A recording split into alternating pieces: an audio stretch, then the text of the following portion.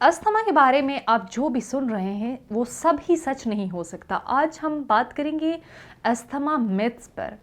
Myth number 1, inhaler लगाने से आदत हो जाती है। But the fact is inhaler addictive नहीं होता, ये डायरेक्टली लंग्स में जाकर इन्फ्लेमेशन को कंट्रोल करता है।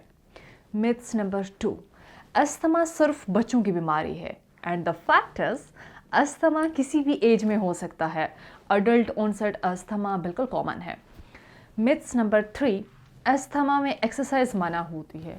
But the fact is proper control के साथ एक्सरसाइज सेफ है और लंग कैपेसिटी बेहतर होती है एक्सरसाइज से।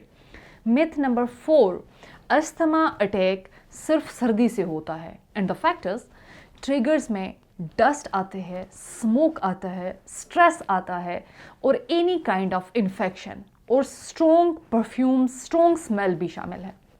मिथ नंबर 5, अस्थमा का कोई इलाज नहीं, कोई परमानेंट इलाज नहीं। But the fact is asthma fully curable नहीं है, लेकिन कंप्लीटली कंट्रोलेबल है।